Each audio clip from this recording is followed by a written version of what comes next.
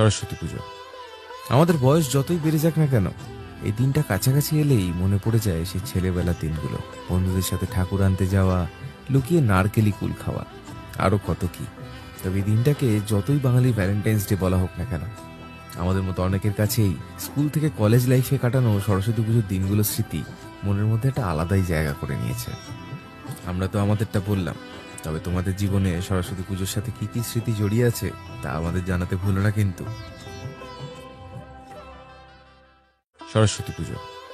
আমাদের বয়স যতই বেড়ে যাক না কেন, এই দিনটা কাছাকাছি এলেই মনে পড়ে যায় সেই ছেলেবেলার দিনগুলো।